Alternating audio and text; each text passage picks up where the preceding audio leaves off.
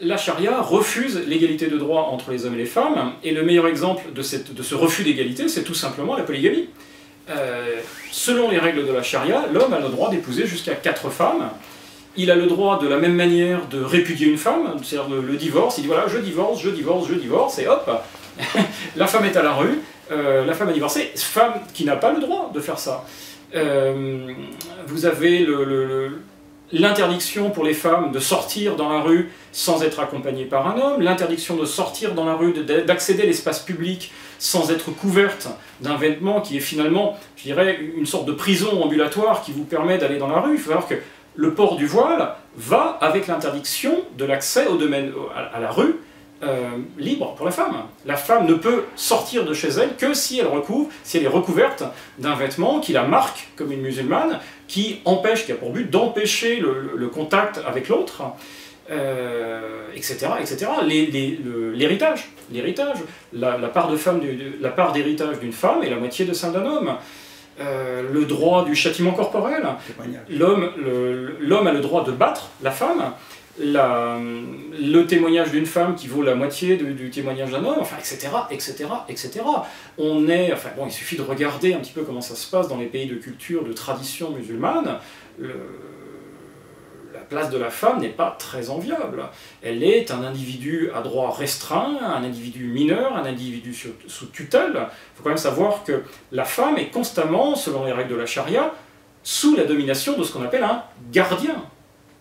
Quand elle est jeune, c'est son père, quand elle est mariée, c'est son mari. Un gardien. La femme est la propriété de l'homme. Donc c'est bien sûr totalement inacceptable dans nos sociétés. Donc voilà, tout ce qui est lié à ce genre de choses est fondamentalement inacceptable.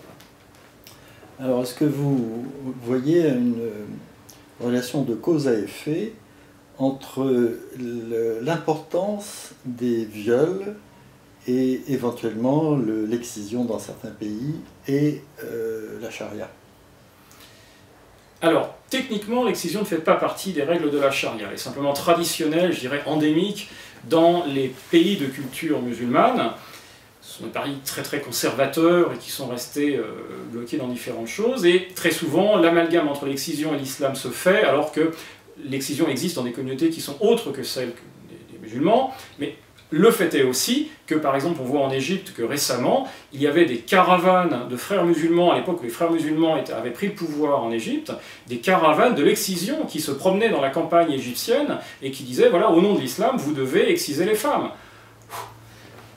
On sait aussi que la coutume barbare, absolument, de mutilation féminine, parce qu'on dit l'excision, ça paraît un terme un peu exotique, mais voilà, c'est une mutilation génitale féminine, irréversible, se fait très souvent maintenant dans les communautés musulmanes, et ce genre d'usage qui était inexistant en Europe arrive chez nous dans les valises de l'islam.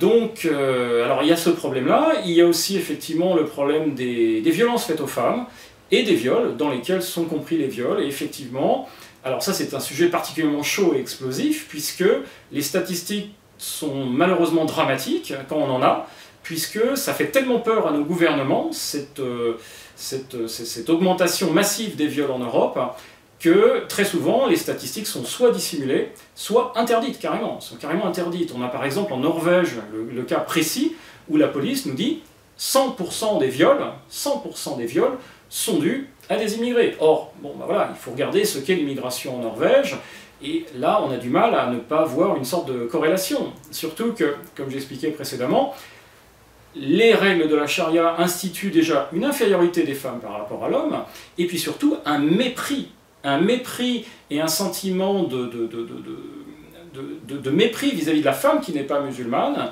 et très souvent on voit circuler dans certains milieux musulmans l'idée qu'une femme qui n'a pas les cheveux couverts est une prostituée, et que donc tout le monde peut s'en servir.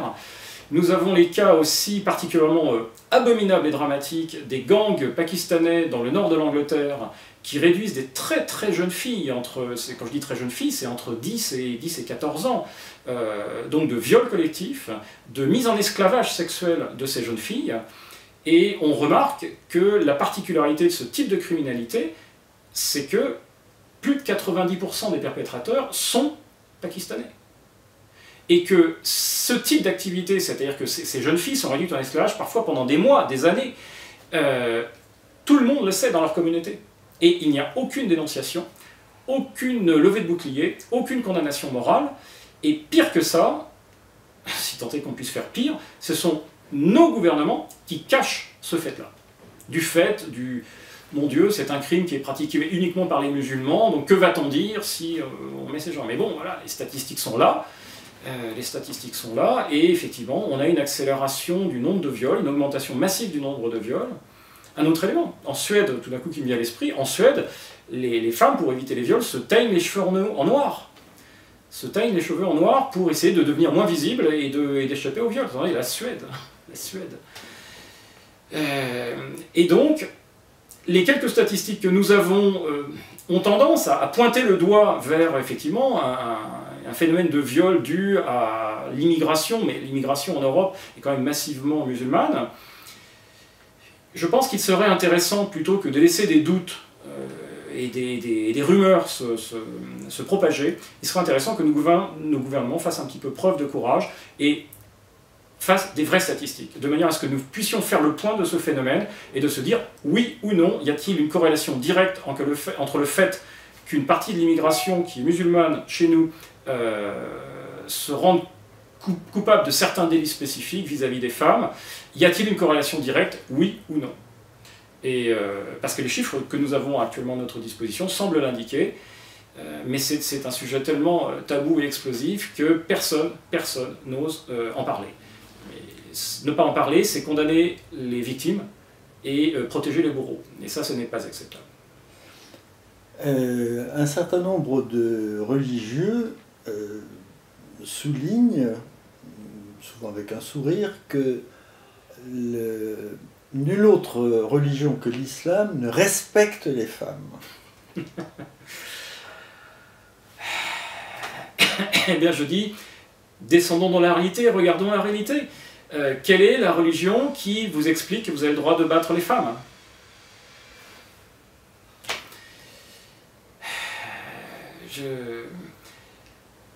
Donc, hypocrisie, ou bien double langage, ou...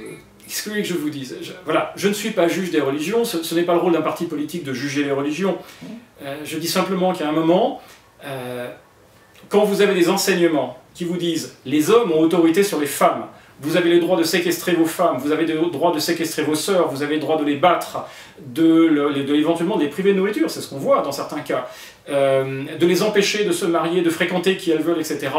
Je dis voilà, cela viole le droit des femmes. Et une jeune musulmane, en Belgique, en France, en Allemagne, partout en Europe, doit avoir exactement les mêmes droits que toutes les autres femmes en Europe. La religion n'intervient pas. La religion n'est pas une justification, et en tout cas enfermer et refuser, faire un déni de droit à des jeunes filles issues de l'immigration sous prétexte qu'elles sont de culture musulmane ou issues de milieux musulmanes, c'est faire preuve d'un abandon total de toutes nos valeurs. C'est-à-dire de dire, eh bien voilà, cette jeune fille est musulmane, bon, eh bien bah oui, elle peut être battue par sa famille, on peut la séquestrer, on peut lui interdire de sortir, de s'habiller comme elle veut, etc. Eh bien non, voilà, eh bien non. On a la liberté de religion, et nous y sommes très attachés. On a la liberté de religion en Occident, dans nos pays, elle est acquise, cette liberté de religion, dans la limite de l'ordre public et du respect des droits d'autrui. Et quand des religions prétendent violer le droit d'autrui, il faut savoir mettre le holà et dire « ce n'est pas acceptable, vos croyances ne valent pas les droits des gens. Vos croyances ne valent pas les droits des gens. »